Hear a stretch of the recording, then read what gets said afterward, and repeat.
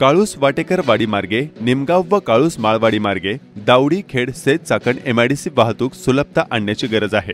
खेड किंवा शेल पिंपळगाव या ठिकाणी न जाता खेडच्या पूर्व पट्ट्यातील गावे चाकण व चाकण ते केंदूर असा जवळचे दोन पर्यायी रस्ते म्हणून भीमा नदीवर दोन पूल उभारण्याची मागणी होत आहे। नमस्कार, मी ॲडव्होकेट निलेश कट, जिल्हा काँग्रेस प्रवक्ता।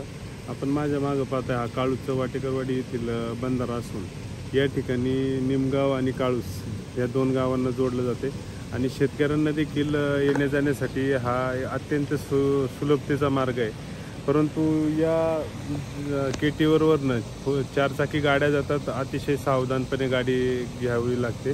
त्यामुळे आमची मागणी आहे की याचं एकतर एक्सटेन्शन करावं। आता हा जुनाही झालेला आहे, त्याचं एक्सटेन्शन करून रुंद असा स्लॅब टाकावा किंवा शेजारीच नवीन पूल जरी टाकला तरी या दोन गावांची कनेक्टिव्हिटी होईल। आणि पुढं जे दावडीचा काळूस आपली ही आहे माळवाडी आणि दावडी असं ते एक कनेक्टेड केलं तर काळूस हे मोठं गाव आहे आणि निमगाव आणि दावडीला ॲप्रोच रोडही होतील आणि SEZ मध्ये जाण्या येण्यासाठी किंवा चाकण MIDC परत दावडीचा रस्ता हा प्रजिमा 20 आहे, तो चाकण मार्गे थेट MIDC कडे जातो आणि हा जो रस्ता आहे निमगाव वाटेकरवाडी काळूस हा थेट आपल्याला पुणे नाशिक हायवेलाही जाता येईल।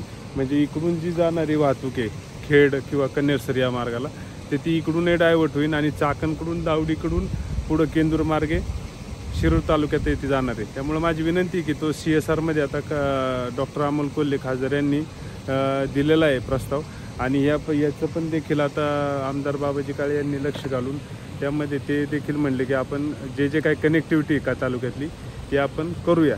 तर माझी विनंती हीच आहे की लोकांनी सहकार्य करावं आणि असे जे आपले पायाभूत विकास करण्यासाठी जे काही प्रकल्प असतील किंवा कामं असतील ती जरूर कळवावी। आपण ती लोकांपर्यंत नेऊन आपणच आपल्या तालुक्याचा विकास करू।